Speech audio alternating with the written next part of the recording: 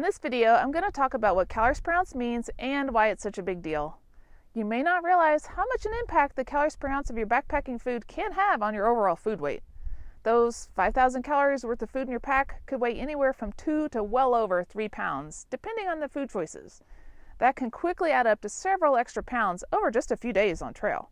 Now, of course, calories per ounce isn't the only factor to consider when packing your bear bag. So stick with me to learn a little bit more. Hi, my name is Erin Owens Mayhew, and I'm a long-distance ultralight backpacking registered dietitian. And if you want to learn a little bit more about my trail cred and my background as a dietitian, well, I've included all that in the description below, so you can just go check it out there. So let's get back to those calories per ounce and why it is such a big deal.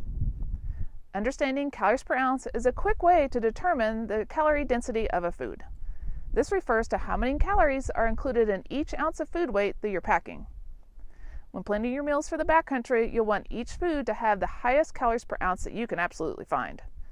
This way, you'll be able to ensure that you have the biggest calorie bang for your pack weight buck. In other words, the higher the calories per ounce, the less the food weighs for the calories provided. So, what goes into determining a food's calories per ounce? First, it's important to look at the 3 macronutrients that can be found in food. These include carbohydrates, protein, and fat. While carbohydrates provide 4 calories per gram and protein provides 4 calories per gram, fat provides a whopping 9 calories per gram. That's over twice as many calories a gram per food. This means that fat has the most caloric density of the 3 macronutrients. And if you're pack weight gram counter just like I am, the difference between 9 calories and 4 calories per gram is a big deal. Because fats provide a concentrated source of energy, they are essential for giving you sustained energy for hiking endurance. Foods with a higher fat content have the most calories per ounce, and that is why many high-fat foods tend to be key staples in hiker diets.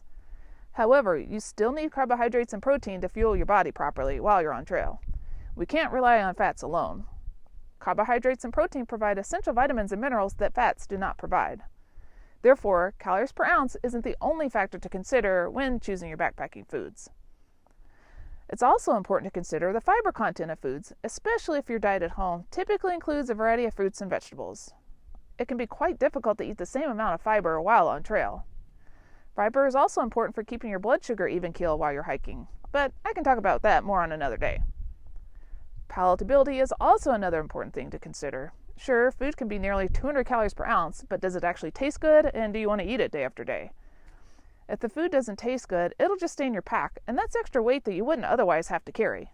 And if you're, again, an ultralight backpacker like me, you're not interested in those extra grams. So if you are interested in taking a closer look at the foods in your bear bag, take a look at the nutrition label.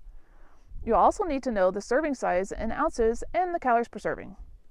If the food label doesn't include the serving size in ounces, take a look at the front of the package and divide the total weight on the package in ounces by the number of servings listed on the food label. So now you divide the calories in each serving by the weight of each serving, and you'll know the calories per ounce of your favorite hiker foods. Another method is to take the serving size in grams and divide that by 28. This will give you the weight of the food in ounces. You can then take the calories per serving, divide the weight by ounces that you just calculated, and this will also give you calories per ounce. So let's take a look at the food labels for a few typical hiker foods and compare their calories per ounce.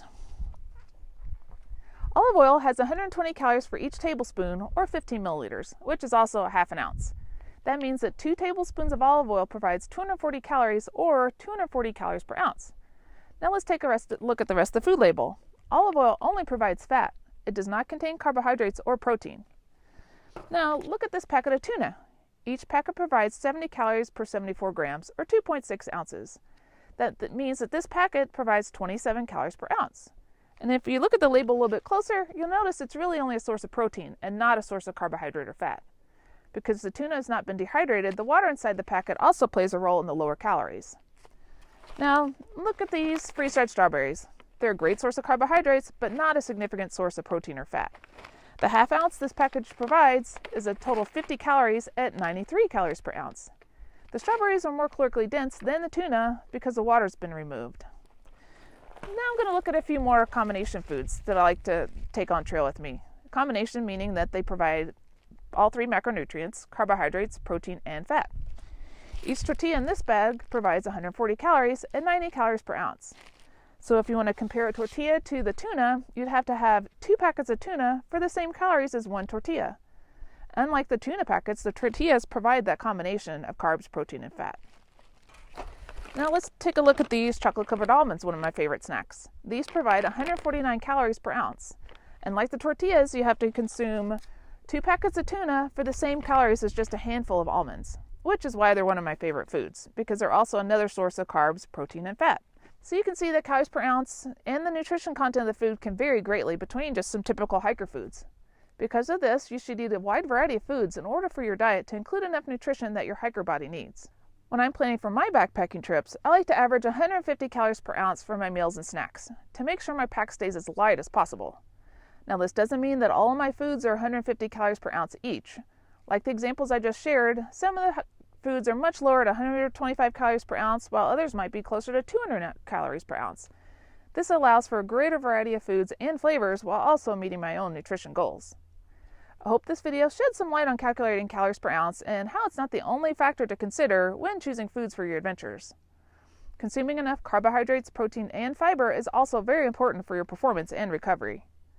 If you're interested in taking your backpacking diet to the next level, consider checking out some of my live masterclasses where I teach you everything you'd ever need to know about backpacking nutrition. And after hanging out with me for just an hour in class, you'll be all set to go for your next adventure. You can find the class information by visiting our website at backcountryfoodie.com. And if we don't have a class topic you'd like to see us cover, feel free to shoot me an email at any time and we'll work on putting something together. Until next time, happy trails.